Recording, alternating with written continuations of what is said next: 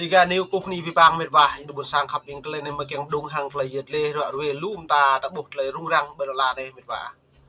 giọt nó ra ne be la ne cha nga hang Ukraine giọt nan lum nu ke kle kle chun hang kle tui nya ka lang hang kle ke kel hang kle tip ka pul nam nu giọt tui hang kle Ukraine hang nga ta buk met va ta bing i tui xem lang ka pi bang pro nyu nga hang Ukraine chinh dòng trời hay dạ đối giờ nó hội đồng bảo an liên hợp quốc đã pro nga lấy như mình một lời tươi có bị bằng nhu sai chỗ dòng thả nó như mình xăm như một thao căn u nhu lệ chính sóc một lời pian có tập bốn bốn cúm lệ đóng sóc một lời pian có tập bốn năm nuôi giờ nó đã mày mạ có lời mà hình đấy như giàu đại sứ nga như giàu bao thế giới để rơi vào thảm họa FPN lại ta có lời đoạn đuôi giờ nó lại này tung klum đã bổ hiểm bại mệt vả tạo bổ lệ lại tài chính có lại prak đồng bằng prak nga giờ nó bằng toàn diện bằng hội nghị liên hợp quốc một ta đi hôm nay là prak nga tùm trăm tỷ đô la cỡ đi tổ chức nhà bằng trả nước ngoài giờ nó prak này lại mừng trả bơi như sao không lại phiền như giàu xâm lược trả phụ đi bờ đạp phụ này lại phiền trả buồn cung lên trong như một rẽ mà vợ lên prak như sự đồng bằng lên bơi trả bơi thiệt hại prak nên lại như nó dù cái chặt nữa như là trước chặt rồi giờ nó mày bread ấy mượn địa phóng viên ở lấy an ninh tự đầm chặt lấy pol buồn cung ra pi bang cùng đoàn nuôi mượn cái lại hàng lấy cây gà và liều lĩnh trong lĩnh vực hạt nhân.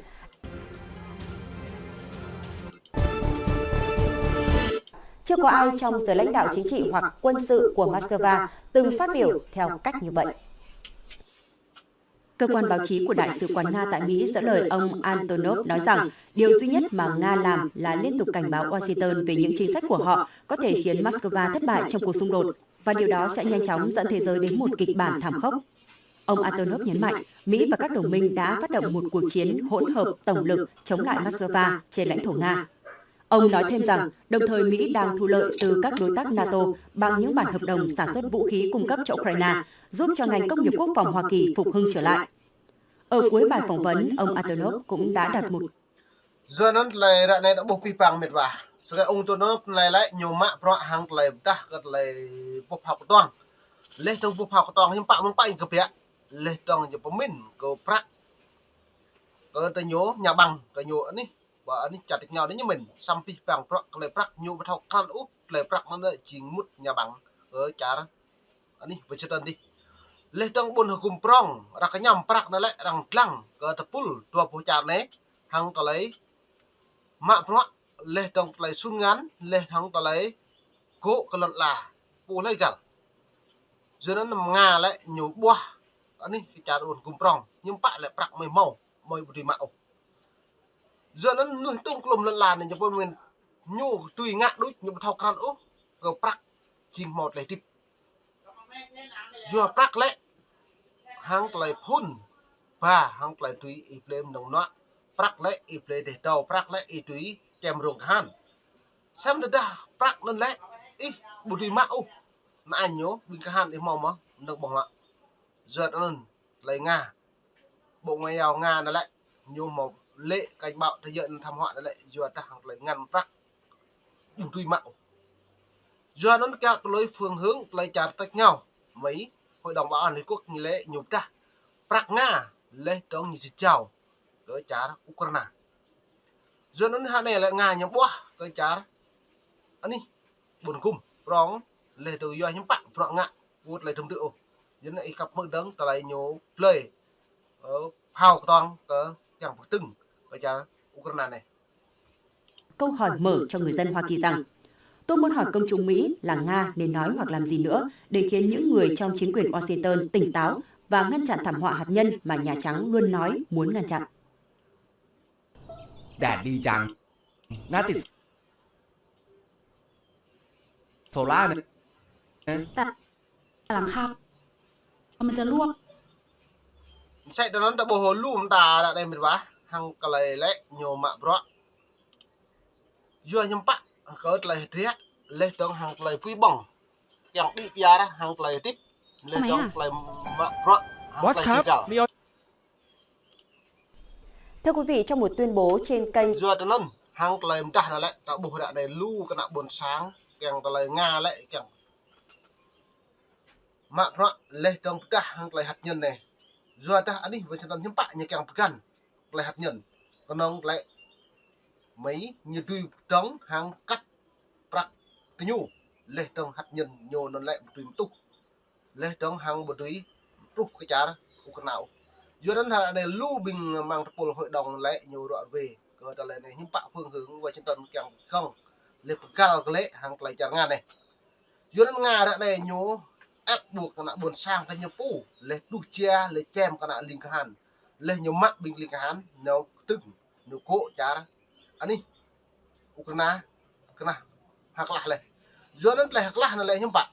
bù dụ quyền lợi cái nhập phủ lên động nào buồn sang cái nhập phủ ray quá hàng lật la lên vắt cỡ tại lại linh hàn lên học toàn các cái mà vắt cái linh hàn nhập phủ đuôi mày bu lên ta lằng lên bộ mồm nâng bộ hậu lưu hà này bằng nâng hộ ngăn lên trống bóng nào bằng lên nó trầm cái nào cái nào buồn sang Ukraine lên trống nhớ tiếp mà bằng sẽ kéo đầu được dưới này gặp mượn trống lại có bạc ngăn thắng lại Ukraine lên trống Nga lên trống Đông Băng chăn Mỹ mồm rực rê nó tục cái chăn Nga Ukraine một năm đang gặp lăng vi phạm rõ như vậy. Telegram hôm 20 tháng 1, Đại sứ quán Nga tại Hoa Kỳ cho biết kế hoạch bàn giao một số tài sản bị tịch thu của Nga cho Ukraine đang làm mất uy tín hệ thống tài chính của Hoa Kỳ. Rồi đó nó là hệ thống như đồ mạ rõ ràng này, hàng tờ này mạ bạc tài sản nó nói mất tài chính nhưng bạn mất tài chính lại trình Nga mất uy tín vì thế giới lên trong bạc Nga nó lại nhu tùy đoán mất pi bằng tương bạc nhà bằng lưu vật trong nước người dân vật nước na hàng phồn cung chả Nga lên nhập mất được pi cái chả đó Ukraine rồi nó mang buồn sang Nga hà này lại bù thầu chim úp bạc lùi bên nhà bằng chính dạ per nhau với sự biết được lên nông nọ ắt căn bùng một tài yuan mà rồi hà nó ra này là bùng lùm ta cái nạ buồn sang Nga tôi chọc he tập năng út rau tôi liền lùm ta bể đi còn nhiều tụi răng rồi này này gặp mũi gặp lại gặp bạc này.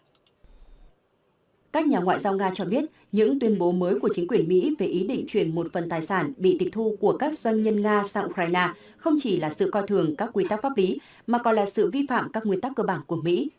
Trước hết đó là những giá trị liên quan đến việc bảo vệ quyền sở hữu tư nhân. Động thái như vậy của Hoa Kỳ đang làm suy yếu niềm tin vào cả hệ thống tài chính của Mỹ và quốc tế, cũng như sự an toàn của quyền tài phán đối với đồng đô la. Trước đó hôm 10 giờ nó lại bố lại cái bằng đó là ngạ là lại trình hàng lại sót lại phiền quyền riêng tư xăm tháo lại quyền riêng tư xăm bằng pro rằng dập dình đồng tiền Nga bữa đây đã nhiều giá đồng tiền đô la bữa đã đồng tiền đô la là nhiều quốc tịch bởi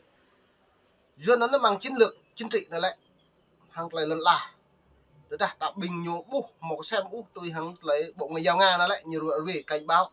với trên tân đây lại nhiều chính sót lại phiền buồn cùng bữa cái Putin lấy tướng hàng lại rõ về đừng rõ hàng như tùy ngạ phi bằng nhô hàng lại tươi lấy tướng còn ngăn như bộ mỏ hụi như vậy ngăn nhiều cho mỏ lù do nó lại ngăn như mỏ lù lại đây em bạn bính chán Mỹ lấy tướng hàng buồn cùng prong rằng tích thu mạ bạc như nó nhá tục về cái Nga Ukraine duyệt thiên hại gọi lại lần lá lại nằm nuôi lại trầm cái nằm lù mà tê tàu chả vừa cỡ Nga để xâm lược dân ta bộ ra này là lùm ta hàng lại nước từ lằng lại này do kết lại cha Mỹ như bộ cung ví dụ như bộ cung nhiều cung xăm như nào hàng lại cái gạo Mỹ như ví dụ như bộ thâu Mỹ hàng là Ukraine hàng Nga nó lại chỉnh dòng thời như thâu do như thâu nữa thì ta như yêu thắng thằng Nga như pu lại chỉnh như sốt lập hiển liên quốc quyền con người này dây nhâm bạc nhiều pre tài chính tăng tài nhu lên tập cắt phần này nào phần đi do nó đã này chỉnh Nga hàng này chỉnh hai bản tay tăng lệ tầng như trực từng linh hàn tôi hàng Nga lại như tuyên bố 2023 này lại như tôi chiếm đóng pi hàng lấy lần chặt Ukraine phụ Ukraine cái cãi mà như buồn lệ tầng mày trực từng mẹ mong thôn này họ thôn này lại Nga bù tùy nó cộ lần là thì nhổ duyên ta cặp lăng cặp lại rung đập tua nhiều lấy đi 9 tháng 1, Giám đốc lực lượng đặc nhiệm Calypso Capture của Bộ Tư pháp Mỹ Andrew Adams cho biết, chính quyền Mỹ dự định bắt đầu chuyển giao tài sản bị tịch thu của Nga cho Kiev vì lợi ích của Ukraine trong tương lai gần. Vào cuối năm 2022, Tổng thống Hoa Kỳ Joe Biden đã ký đạo luật phân bổ hợp nhất 2023, bao gồm một sáng kiến trao quyền cho Bộ Tư pháp Mỹ boleh terdum klay rõ về hàng klay buồn cung rõ về cả vật tổng thống Joe Biden lên trong bộ ngoại giao Nga lên trong Mỹ đã đi cất lấy rõ về hàng klay công ngàn cơ càng treo Ukraine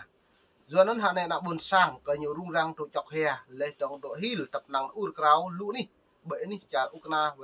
với xóa đi lên lùm ta đã bồi đạn này hàng klay rung răng vật cả buồn sang vật bình lưu sinh viên nếu klay làm rạ mà cả ní chặt nhau